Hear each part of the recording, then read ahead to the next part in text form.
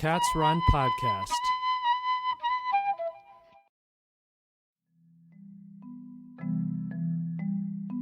At the end of the last episode, I promised that we would be unraveling the mystery of why I am not raised up in statue at every Olympic site around the world.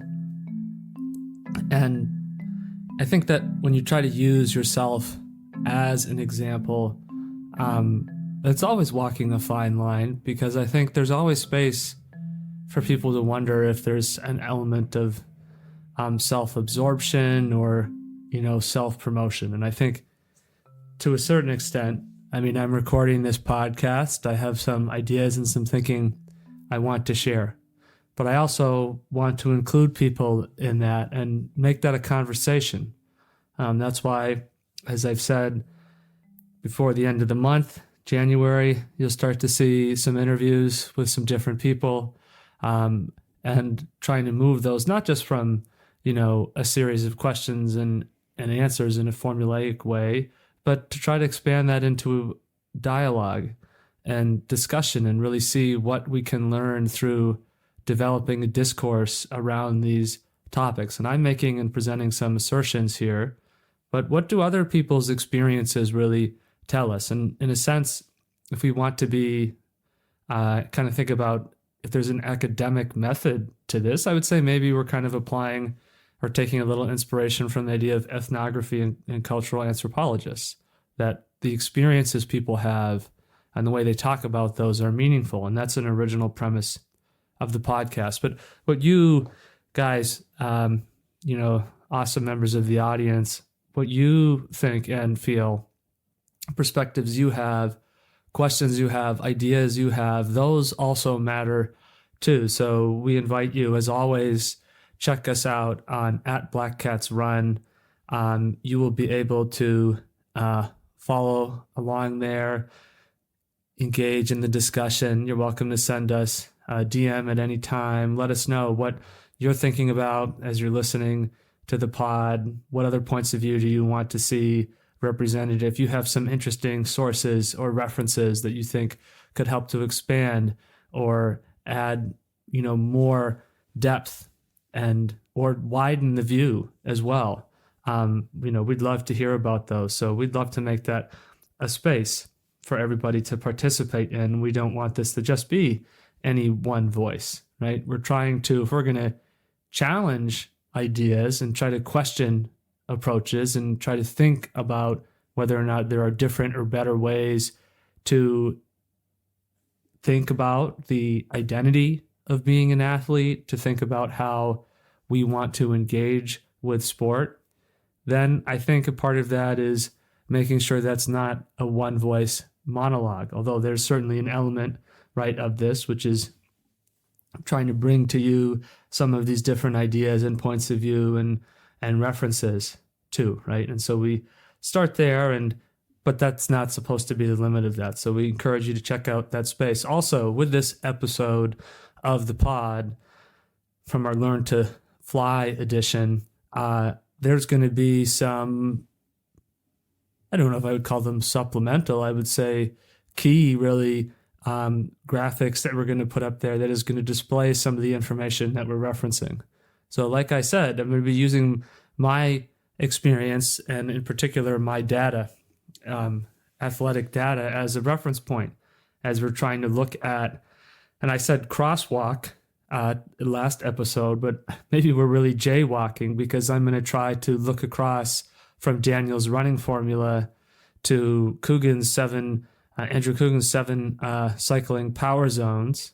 Although we should also acknowledge, and down the road we'll certainly talk about more specifically the way in which, these zones are not the zones, and there's a whole cultural space that's going to influence how that stuff gets developed, as I'm sure you can imagine if you've been listening along with the pod this far. You probably picked up on that theme. And I'm sharing this information not as I am particularly good or particularly bad or particularly average. I think that we're all a data point, in that sense. And that's not to trivialize our experience, but that's to say that our experiences matter, and that the way in which we talk about our athletic experience matters, because how else can we best understand what we're feeling? And we've said in this pod that feeling good in a more complex, holistic, meaningful sense, right? More dynamic than just feeling immediately gratified, feeling immediately happy, or getting a rush from something, right? Trying to move beyond the idea that the cure for athletics is, hard alcohol, which, there's a whole nother can of beans right there about what's the accessory lifestyle of athletics and why do we identify with that stuff. But, right, so many potential topics coming up already. Well, let's stay focused on what we're looking at here. So as we're doing this jaywalking and try to parallel models, we're going to be talking about a lot of different pieces of data. And I think it would help you make it easier anyway to follow along with some of this stuff and kind of reach some of your own conclusions and think about if what I'm suggesting makes sense if you can see this data. So I've profiled some information for you. I've given some information on my peak benchmarks, both what my peak mark would be against Daniel's Vdot, and then what my peak would be against the sort of power and applying that across to power to weight. And I think sometimes people are sort of reluctant to talk about their data, not necessarily because they're concerned about appearing vain. And I have nothing to be vain about, to be totally honest. I think, I've kind of fit in that space of somebody who my numbers and my data, I think, would look exactly like, how I would describe myself as an athlete, somebody who's into it, serious about it, but hasn't necessarily ever indicated some preternatural ability to sort of, blow the doors off of people's normal expectations. So what I want to put out there and frame kind of that context, and I'm perfectly willing to be honest about where I am right now with my fitness. And I don't think that my numbers are necessarily particularly good or particularly bad. And I think that, the numbers are numbers. And, I would remind people too, so people don't, because again, I really don't want people to think there's some sort of a flex going on here. But, I think our numbers are just a reflection of where we are now. And the goal is to sort of improve. And if we improve, then the numbers in theory should change in response to that. But I also want to show you that I don't think the numbers are necessarily valuable in the right way. And that'll start to make more sense later, although you might be able to make an inference and guess from some of the things we've said about the physiological models so far that a part of the way in which the numbers don't matter is that maybe they're not as predictive of what we can do as they might lead us to believe. So if you want that context, you can go and take a look at that post that will be up by the time, if not before, this pod comes out. And you can see on the first one, we're going to display some basic information about weight, power numbers, and I'll also put down heart rate data and define within running and cycling what my aerobic threshold, lactate threshold, and VO2 max heart rates are, and also talk about some of that stuff on the pod. I also have thrown up some data from lactate threshold testing on a 3-minute interval with 20-watt steps over a 20-month period to show you. And that was a transition where I went from having not been doing a ton of, I've been doing sort of what maybe we might say is more sort of like maintaining level training for a while, and not really doing sort of, scrounging for, additional benefits and trying to climb the ladder per se. And I started testing this stuff. I got a Lactate Plus at the end of 2018, and I started testing myself at that time. And I tested relatively frequently over a 20-month period, and you can take a look at that. And you can see the improvement that I made across that time, which I think goes back to the point that, our numbers are just numbers. And I feel that the change I was able to enact for myself was a pretty significant improvement across that period of time. There's some other interesting conclusions that, you might be able to pull out from that. I also show not just the lactate levels at different wattages in each test, but I also put up my heart rate data from those tests. And then I also post the jaywalking, right? Our little jaywalk here between Daniels and Coogan's formula. And then I also throw in there where I am right now in my training. So if people are curious to say, well, what are you really doing? Right. Not just to say that I think you can be engaged with this no matter what your level of activity is, but I think it's, show you a sense of how I'm actively approaching this stuff. And I hope that if you take a look at that and you're swiping on that post and looking through those graphs and those data tables, I hope that will show you, give you some tangible evidence of that the things that I'm suggesting here are things that I've implemented myself. And you're going to see that the scale of the benefit that I've been able to get from that, I think is reasonable. And we're also going to see that I'm not doing that by following Daniel's running formula or really by following the kind of like extrapolated, training dictates from the wattage power stuff. And I'll get into that a little bit more as we go.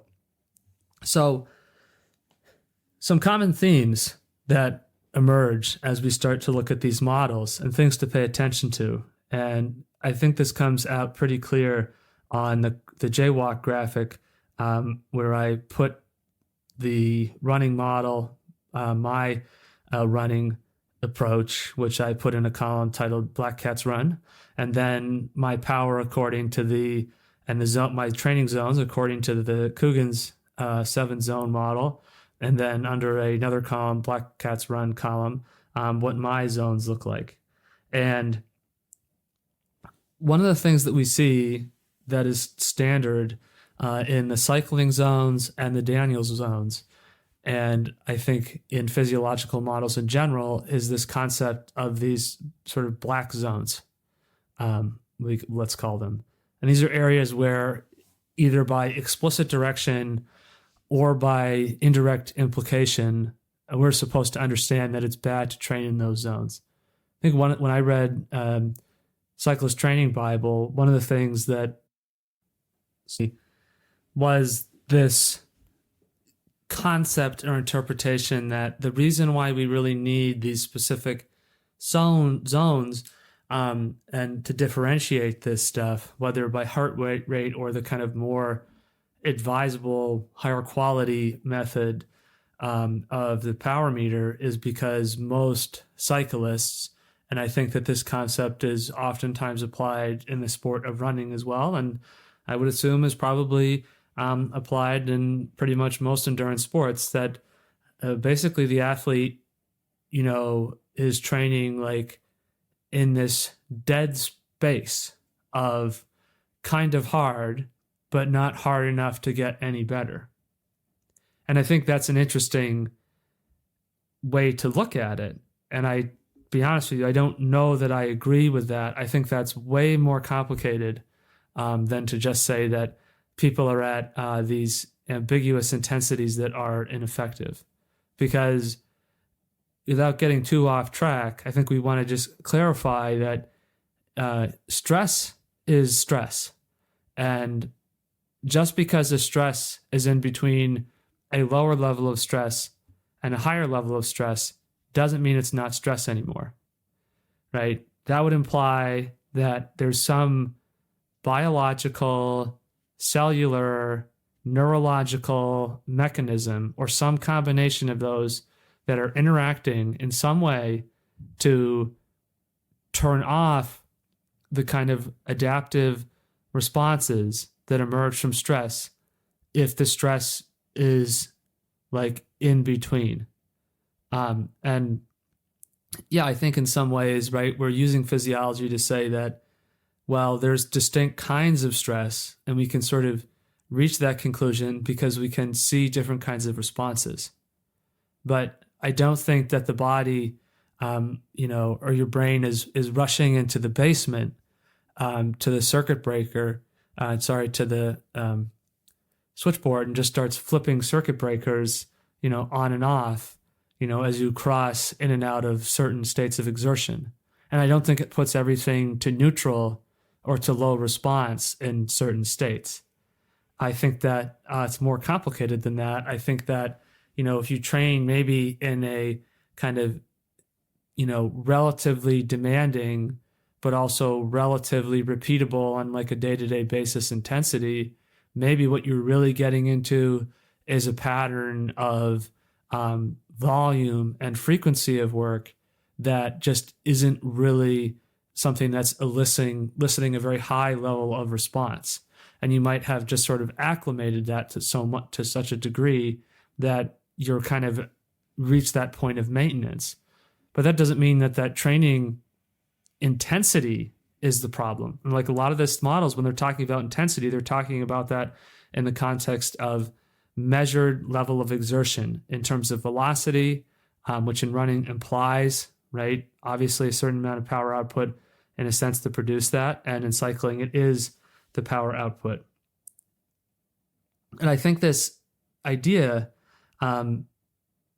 that they're in that space is not taking into consideration the significance of, well, how much are they doing, right? What if they added X amount of time? What if they added 5% or 10% and they maintain that same intensity? Well, now you're increasing that stress. So if they're sort of in balance or equilibrium with what their routine is and they're able to add volume, they're going to do that. And I appreciate, of course, that we have limited time. I have a full-time job myself, so it's not like I'm living in a fantasy world. But I also think, we all, at the end of the day, if we're really willing to be honest with the person on the other side of the mirror, we have to acknowledge that, we're not always taking advantage of the time that we have, and that we have a tendency to drag or to putter or to waste time.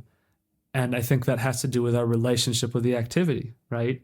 And does the physiological models address that? And what I'm going to show you is how, in my feel-good approach to this stuff, I think what we want to recognize is that, you have to adjust from the expectations the models lay out there. So, these targeted zones then give way to certain archetypes of workouts. In the instance of Jack Daniels' Vdot, in his zones, and I'll use these zones and try to refer to both so we can, continue to jaywalk and keep this pictured in our head. Although the easiest way to do this is to look at the chart that I posted on the Instagram page. But that first two zones, for all of the categories, because really there's four. For Daniel's running formula, you have the easy long run category and the marathon pace category. And then for Coogan, you have zone 1, zone 2, and then you have my sort of a Black Cat's Run interpretation of those things. Those are steady efforts, all right? You get in a threshold, and now it's a suggestion of the 20-minute interval for Jack Daniels, which cyclists, right, there's that 2 by 20 minutes. We also see the idea of 5 to 20 minutes, of 5 minutes on, 1 minute off. And he says this is improving that endurance, right? Which is interesting because in the Coogan model and, the other and resources in general about zones, the perception or the mindset is that you're doing that to raise a capacity. But in running, which is focused way more on events.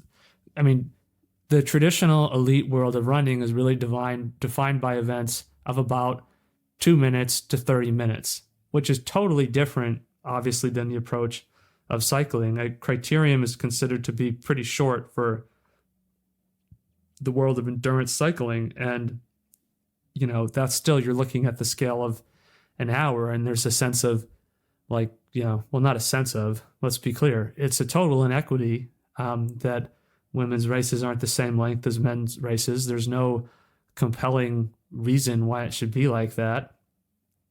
And, when you see the women's elite criteriums at 50 minutes, it's sort of like, why, right? We don't have those 20 minutes somehow. That's not acceptable. And so for runners, often think that the biggest really benefit, the race benefit, comes in what cyclists might think of as zone 5 and 6, this interval VO2 max pace and this rep economy pace, right? So far, this should sound pretty familiar because we're kind of reviewing and reestablishing some of the stuff that we laid out at the end of the last episode. So, and the other aspect is these zones all show, the running models and cycling models, they're showing us a scaled increase in RPE, right? Relative perceived exertion, which it seems to be is generally regarded with about as much trust as eyewitness testimony, which is to say that it's not very positively regarded at all. I mean, it's sort of dismissed out of hand. And I think that we've outlined some of the problems with that. And hopefully now you're seeing why it was so important to think about that as we go. Since we're speaking to both cyclists, runners, and other endurance athletes, these 7 zones, power zones, have sort of morphed over time into a variety of different interpretations. So you kind of have this Andrew Coogan model, and that's central to Cyclist Training Bible.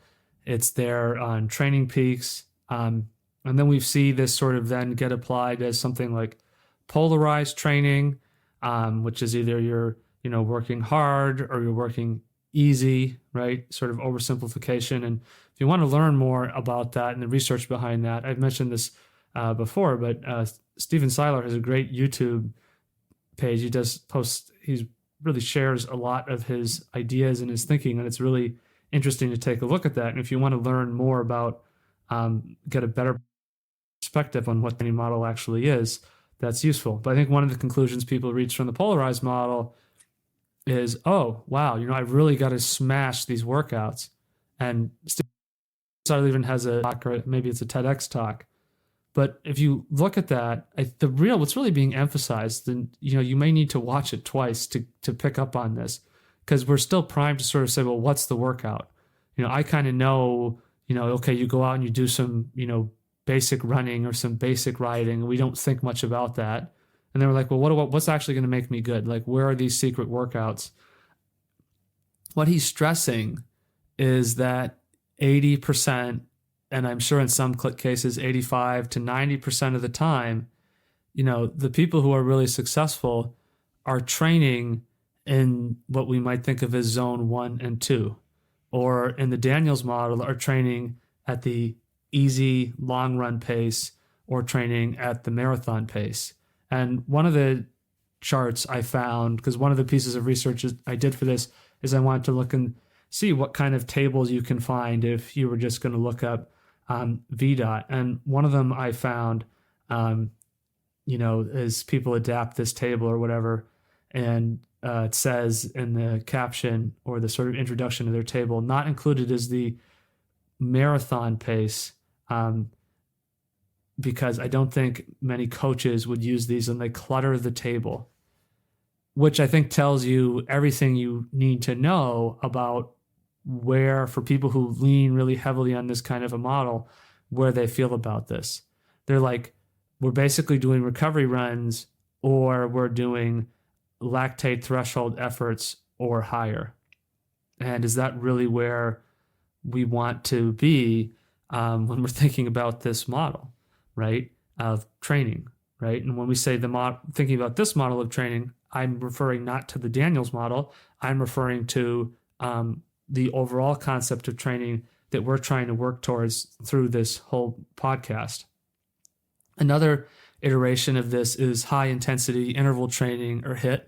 And, that got a big boost in pop culture, in part from people at home during COVID, and people sort of seized on the opportunity to be like, oh, I'm an above average attractive person who has this natural sort of body shape and body fat percentage and meet certain socially constructed standards of beauty and attractiveness.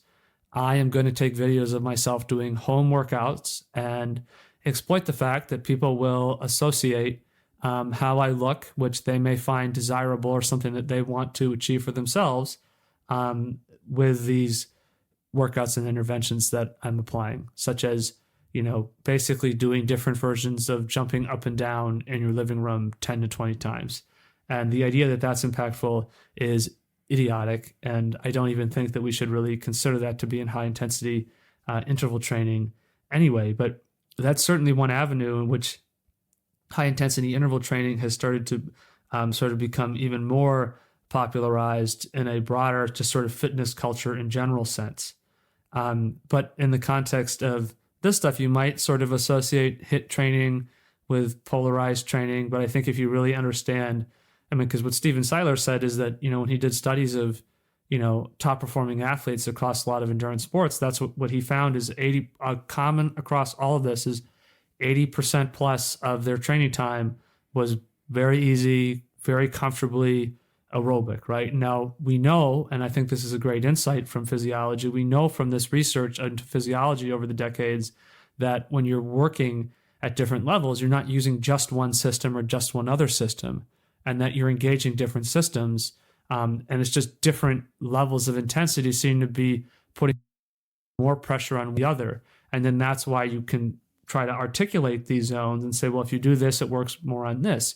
But, you're really talking about throwing pebbles in a lake where when you train, it has a ripple effect. And there's sort of like that initial ring, which is specific to that point of impact, but it still sort of moves out and affects everything. That's why if you compare a couch potato to somebody who lifts dumbbells, the person who lifts dumbbells is far more likely to beat that couch potato in a 5-mile foot race because, they're still going to get a general, right, a ripple effect of fitness, even if bicep curls and tricep extensions or whatever are not at all specific to running 5 miles. You're still going to have a better overall, level of strength and fitness than somebody who does absolutely nothing. Another model is sweet spot training, and you might associate this with fast cat coaching. And I think that's sort of out there. And again, I may be oversimplifying these a little bit for the sake of kind of trying to weigh these against each other in a relatively concise manner. But that's the idea of working at this level below lactate threshold, and the idea that it's more sustainable and it's more repeatable, and it can be done more frequently. And I think I really like those ideas. I think those make a lot of sense. I also think that when you go out and you train at sweet spot, that in my experience, it's still pretty intense and it still, requires a lot of mental energy. And I think it sort of teeters on the edge of, is this like requiring me to really get amped, right? Is this like an adrenal demand session? And maybe it depends. And, one of the things that's described, with the sweet spot stuff and is this idea of spending incredible amounts of time, like hours in sweet spot.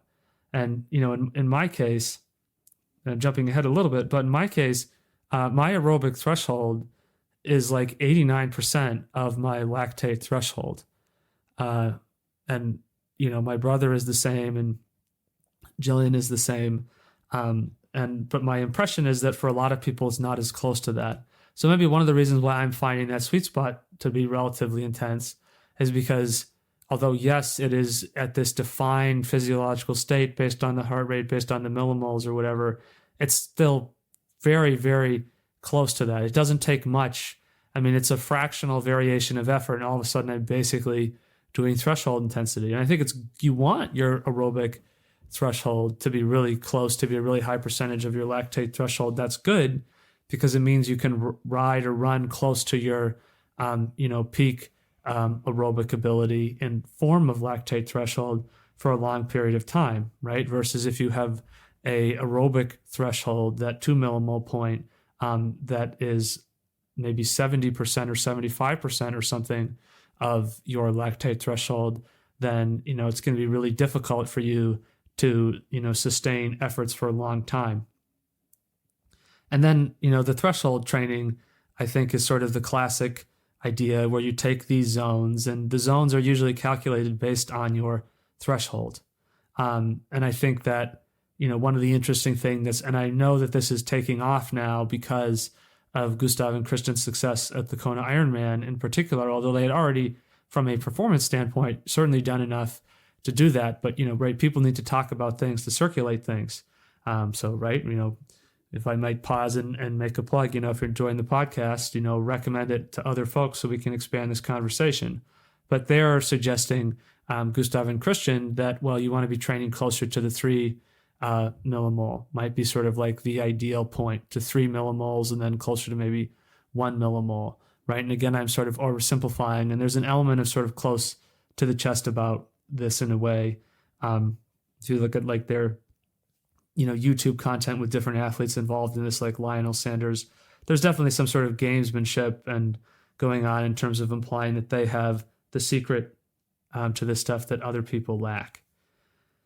So step 1 to engaging with these physiological models and to our jaywalking exercise here is we need to establish the level of the athlete. So Daniels does this by looking at a race result or a time trial, although a lot of people will perform better in a race context than if they just try to go out and time trial.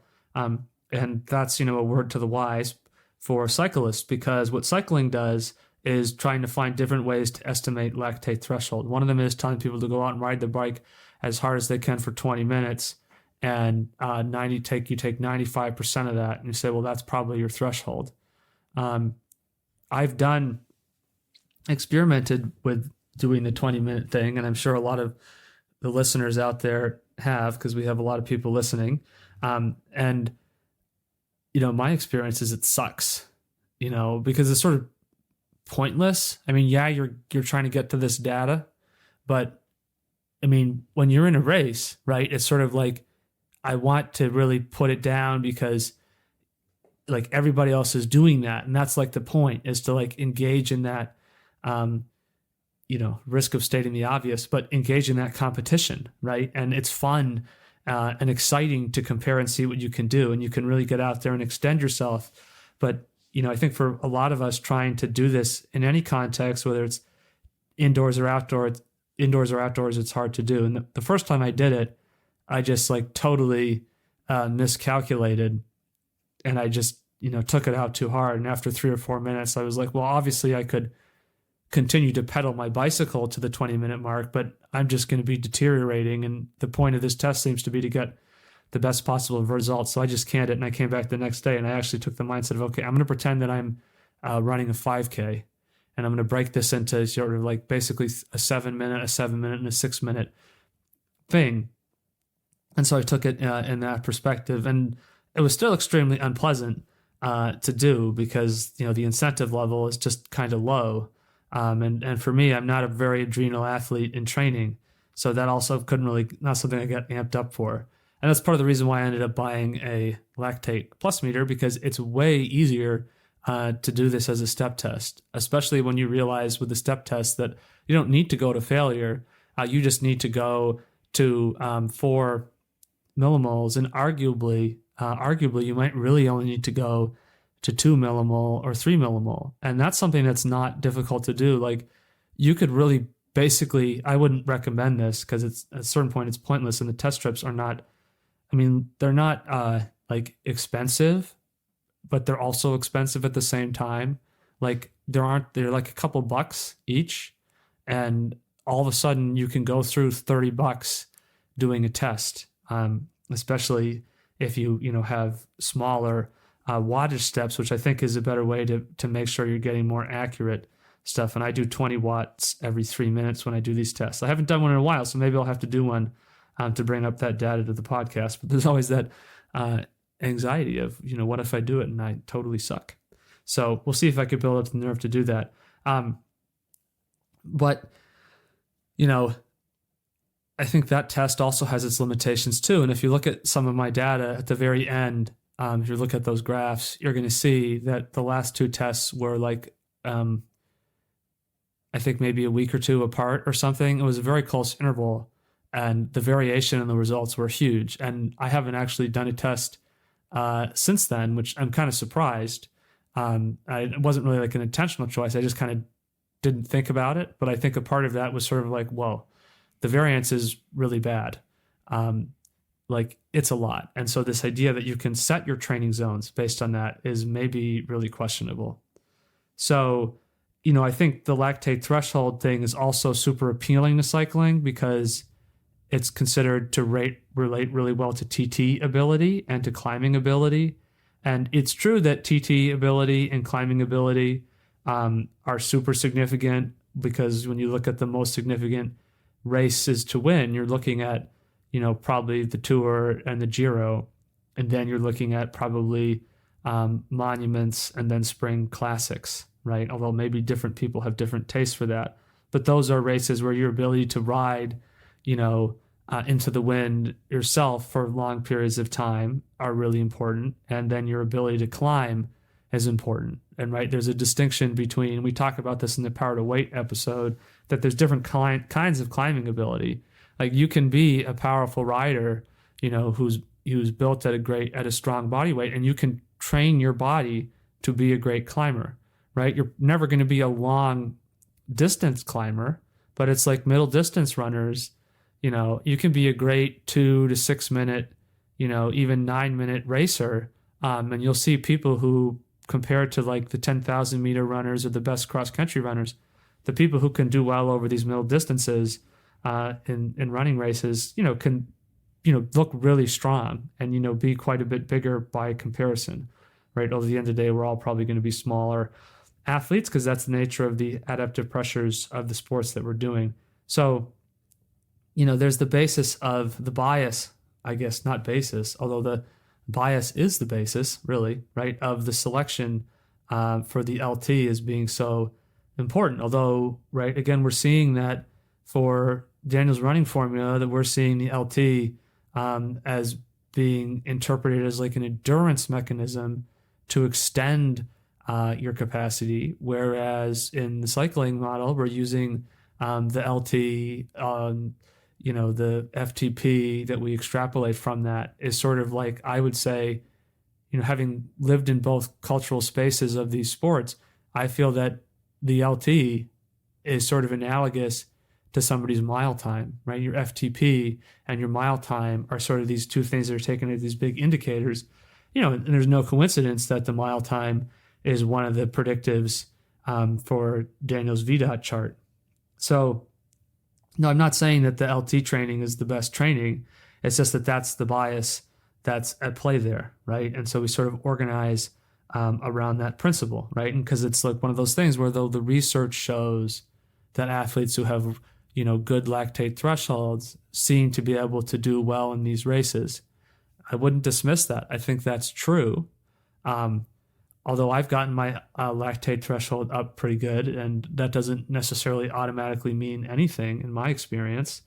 But like at the same token, when we're looking at this stuff, like I think we want to also ask the question, well, what's the best way to get that LT might not be to just specifically hammer it all the time anymore. That with running, if you're doing that, you're just sort of doing this, you haven't gotten past, the Roger Bannister stuff. You're sort of stuck pre-Lydiard. And I think in the last episode, I talked about, this sort of like perpetual tragedy and this sort of woe is me pity party culture. And I, say that with humor. I'm not trying to be harsh, but I am also, trying to maybe get people to think a little bit about their attitude about that, right? And this sort of, like I was a member of an unsuccessful grunge band kind of thing.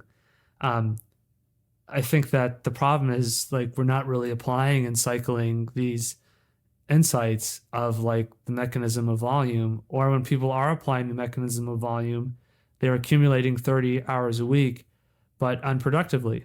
And I also want to be clear, I don't mean to imply that everybody who rides a bike in the United States, has this kind of a disposition. And I don't mean to imply that everybody who rides a bike in the United States isn't good at riding their bike. I'm suggesting a positive perspective on this, which is that a mentality shift and a training shift, such as we're talking about in this podcast, would find a lot more doors being open for people in the sport, because when you get, at the end of the day, you can't argue with fitness. And, runners know, the clock does not lie. And I think cyclists, it's easier to hide from that sometimes because there's so many factors that can affect racing. It's sometimes, hard to really acknowledge the fitness. But with the running, it's like you run what you run, and it's pretty black and white, and you got to learn to live with it, or else, that you're going to go find another hobby, because it can be pretty harsh sometimes. So step 2, right, when you frame this, right, so we've now kind of laid out the principles of these two models and how they kind of reach their starting point from which they're going to extrapolate everything else, is we have to interpret the data.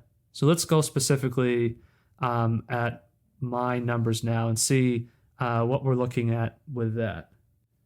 So for me, I'm about 5'11".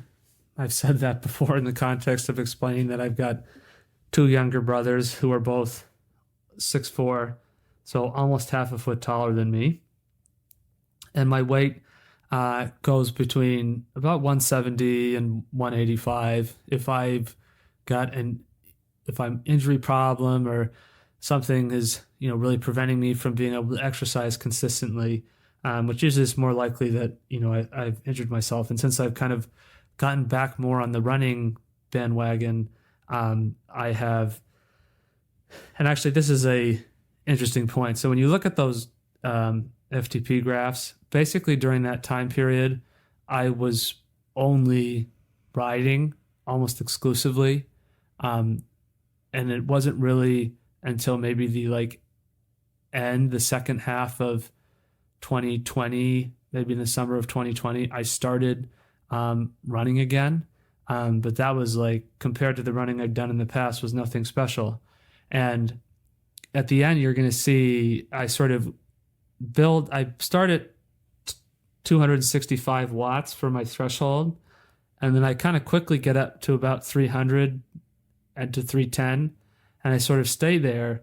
And then it's not until after I add the running back that then I make this jump. And I have these 2 tests at the end of that data set where I have 330 on October 23rd of 2020, and then at the whatever that was, I think maybe November 7th or November 3rd, but I come back and I test out at 350.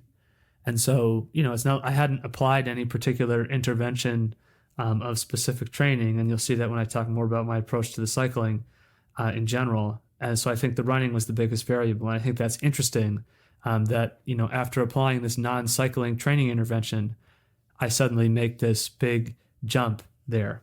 And I also noticed with my riding that and I had lost weight. This is when I had at one point I had gotten down to 168, 167 as I'm doing. And from a lot of this time I was just riding, and when I'd go to race, it was no better. And, full disclosure, when I was really coaching the team extensively, and by the end of that, I had gotten into doing it 3 seasons a year. And without realizing it, all of a sudden my weight had gotten up to 205 pounds, which, in the grand scheme of things, maybe that's crying over spilt milk. But for somebody who at one point as a college runner was 143 pounds, you're kind of wow. And I wasn't stepping on a scale and I didn't really think anything about it. And then all of a sudden I was sort of confronted with it. And so around the time, that I transitioned out of coaching that program and into other things, I started trying to really pay more attention to my weight. And in a lot of the road racing I was doing on the bike, when I just switched and I was I'm just going to focus on the bike, I'm not even going to run.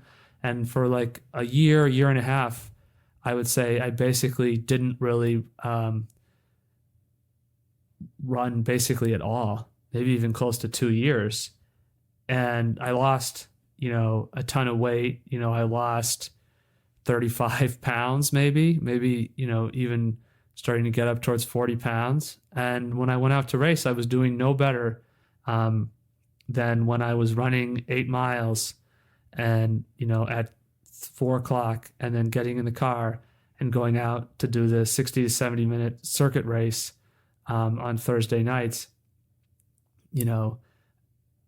at to 195 to 200 pounds, riding, maybe 3 to 4 times a week, and mostly relying on my running conditioning at that point. And so that was a really interesting dynamic. And I think, even as I raised my threshold on the bike, it didn't seem to be leading to this performance improvement. And I think that raises a lot of questions. And I think by taking away the running, I had really torpedoed myself without realizing it. But at the time, my perspective was still, well, if I really get on this bandwagon, it's going to make a big difference. So this is a part of the reason why I've come to believe that, weight doesn't matter that much. And I'm comfortable with having that fluctuation between 170 and 185, because when I train steadily, and, depending on how many Reese's peanut butter cups I eat every hour on the hour, my weight just sort of comes back down. I think we can find our way to an optimal weight if we have a great relationship with sport. And if we're feeling good, good things tend to happen. The body, if you put it in a good place, yourself in a good place, your body is better at finding equilibrium than you might sometimes assume. So, right, let's mount up here and continue the quest for my holy grail of training. Now that we've established kind of my starting physical profile, height and weight. So the key thing to understand here is performance variance. This performance variance is the reason why a lot of these models become, last week's garbage pretty quickly, and the variance can be massive. So some running data, this year I had a peak 5K of 17:48, and, that varied to 18:48. And, the qualifier, I would say, for me, is part of that inconsistency. Could be because in some ways I feel like my running is still, on the gradual rebound because of that break that I took. And that's not to make excuses. I'm pretty happy considering where my running was. I'm very happy to be running, in that range. And, I feel like I can run, and that's, part of the point. I don't need to be dropping 15 minutes for 5Ks on Thanksgiving like my brother. So the Vdot estimate, right, means that there's a fluctuation, and that's why that's important, is there's a fluctuation between, on the Vdot chart, 57 versus 53. And what does that mean? Well, that would mean, for example, with a Vdot of 53, my easy or long run pace is recommended at 8:07, and at 57 it's recommended, it doesn't say recommendation, it's just this is the pace. It should be 7:25.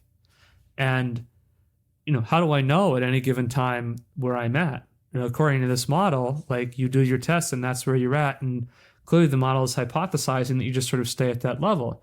But, my experience testing my lactate threshold showed that there's significant variability. And sometimes I would be, I got to the point where I did enough tests that I could just tell it wasn't going to go well right away. Because again, like, if you empower yourself cognitively by really thinking about this stuff and being reflective and having conversations with people, or, cornering people and making them listen to you, jibber jabber at them about what you just experienced, like, you can really start to build an awareness. And so sometimes I think there were some tests that I just said, forget it, I'm not doing this because this is just going to suck. And the whole point of this test is to really see, by this metric, is my training working? Is there an improvement? And so for that, my variance on the cycling data, I would say my variance at kind of my recent fitness level with cycling has been in testing 330 to 350. And like I said, in one instance, that was over the course of like 2 weeks. And I would say, based on actual, race data, I would say it varies between 320 and 360. And, for me, I'm somebody for whom I can always go a lot better in racing than I can in training. And so if you combine that with the weight variation, because FTP is interesting, but what's more sort of specifically applicable in cycling is trying to then look at that in a watts per kilogram. So that means that my watts per kilogram at FTP can fluctuate at least between 3.8, which if you look at some of the kind of tables out there where people try to profile, well, what level power to weight for different durations is indicative of what levels of racing, right? From novice all the way up to, world class and world champion. That means I'm fluctuating between, what would be the standard for a mid category 3 cyclist at 3.8 watts per kilogram to 4.6 watts per kilogram, which is then your sort of borderline, top of category 2 to getting into category 1. And, full disclosure, right? Transparency being the theme of the podcast. If you want to go and raid road results in my name, you're not really going to see anything. Most of the racing I've done on the bike has been outside of, the USAC system, because the USAC races, for probably a 7 or 8 year period were just frankly outside of, my ability to reasonably access. So it's just not on there. But I also think that is useful because it sort of proves the point that just because you can go out and produce certain numbers according to a training table doesn't necessarily mean that you're going to be able to go out and, automatically become a category, a high cat 2, low cat 1, road cyclist. And the conclusion that a lot of people would reach would be to say, well, you must lack kind of the mental skills or the race skills. And I don't think that's really the right conclusion. I think what you're really looking at is that, lactate threshold alone just doesn't really help us that much. Okay, it only tells us so much. And that it doesn't automatically mean you're going to go out and then do blank. And that's why focusing in on these single characteristics to both predict how we should train and to make determinations about, how good we are and what we should be able to do in racing is invalid, right? Just like when my power numbers went up on the bike as a result of whatever I was doing in training at that time was leading to that, but my ability to race wasn't improving. And in some ways I felt that, I went from feeling, very comfortable and strong enough to navigate, sprints, as a solo rider to basically being totally gassed. And, now I have a better understanding of that the running was working on these things, and that there's no place in these charts and in these physiological models that account for that, right? They really buy into the notion that this is the key indicator, and if you raise that, you go up. Now, the clever thing about the Daniels Vdot is we're basically saying, well, your Vdot only goes up if you're running faster. And I don't think that was done cynically. I just think that's probably more astute, which also means that you shouldn't change your paces unless you go faster. And I think that's actually a really valid conclusion, and something that ironically is one of the things that's most often missed with the Jack Daniels stuff. But the cycling stuff isn't doing that. The cycling stuff is honing in on your training numbers based on the wattage and saying that that's what matters, but that is not really going to equate to performance. And with the Daniels running formula, we don't necessarily see that always executing at these particular tempos doesn't necessarily lead to improvement. And that's what we want to talk about in the next segment. So where do we go from here? We want to talk a little bit about, I want to compare and contrast what the actual breakdown is for my numbers versus the recommended numbers for running and cycling. See, can we reach some conclusions about how maybe we want to train? And that's going to set the stage for kind of this improv training concept that we have been building up to as this potential alternative. And then some of the top secret guest episodes that are going to be forthcoming, we're going to be drilling into that and trying to get a better sense from that kind of ethnographic perspective, of describe how you feel, what is the best approach to that. So thanks for checking out today's episode of Black Cats Run. If you're enjoying the pod, follow us on Instagram, If you know anybody who you think would find this interesting, please pass it along. We'd love to build the dialogue, and we'll catch you next time.